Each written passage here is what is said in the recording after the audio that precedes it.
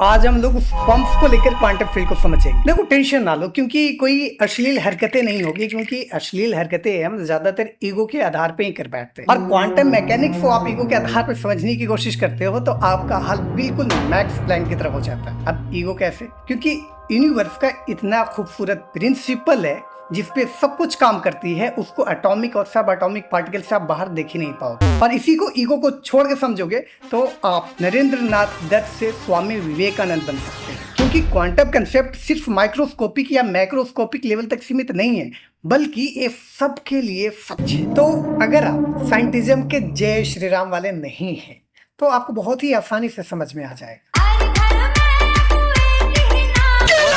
देखो, अगर यूनिवर्स को किसी भी टाइम पे आप रोक दोगे तो सारा जो एनर्जी है वो कंजर्व्ड होके आपको पार्टिकल के रूप में देखेंगे, जिसको आप एक फीमेल एग से रिप्रेजेंट कर सकते हो। बट जो T1 से T2 पे एनर्जी ट्रांसफर या ट्रांसफॉर्म होगा, उसका सारा पोटेंशियल उस स्पर्म्स की तरह क्वांटम सुपरपोजिशन पे होते हैं, जो उस टाइम वेव नेचर शो करते हैं। बट क्या सारे स्पर्म्स फीमेल एग में जाके घुस जाते हैं और अलग अलग टाइमलाइन पे अलग अलग प्रोक्रिएशन करते हैं? नहीं ना, बल्कि जो स्पर्म सबसे ज्यादा अडेप्टेबल है वो इंटरेक्ट करता है। मतलब कि जो पोटेंशियल रियलिटी के साथ सबसे ज्यादा इंटेंगल्ड होगा उसके आधार पे कोलैप्स होगा।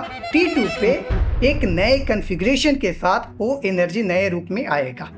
तो जो कोलैप्स एनर्जी को ट्रांसफर या ट्रांसफॉर्म करवा रहा है वो कुछ और नहीं बल्कि टाइम है। खैर, कोई तो टाइम को ही ड्यूरेशन मान लिया और उस ड्यूरेशन के रिलेटिविटी के आधार पे ब्लॉक यूनिवर्स जैसे इंटरप्रिटेशन भी आ गया। मतलब कि जो पुराना एग और स्पर्म था वो भी एग्जिस्ट करता है और जो निकल गया है वो भी स्पेस टाइम में एग्जिस्ट करता है। इससे थोड़ा आगे निकल के हम लोग बात करते हैं। तो देखो, यूनिवर्स का energy her here and now, मतलब अभी आपको एक कंजर्व कॉन्फ़िगरेशन के साथ मिलेगा। तो जो पास्ट का एनर्जी कॉन्फ़िगरेशन है या फिर जो फ्यूचर का पोटेंशियल जो वेव फॉर्म कोलैप्स करके एक रियलिटी में आएगा, वो कहाँ मिलेगा? तो यहीं पे बात आती है कॉन्सेप्ट ऑफ क्वांटम फील्ड। मतलब क्वांटम फील्ड वो होता है जहां पे पार्टिकल्स अपना वेव फॉर्म कोलैप्स करते करते टाइम के साथ आगे बढ़ते हैं। मतलब ऐसा समझो कि जहां पे एग और स्पर्म टाइम के साथ नया नया क्रिएशन करते जा रहे हैं, वही कुछ और नहीं बल्कि क्वांटम फील्ड है। बट इसको स्पेस टाइम में हम लोकलाइज नहीं कर सकते, और टाइम की बात करूँ तो टाइम थोड़ा कम है।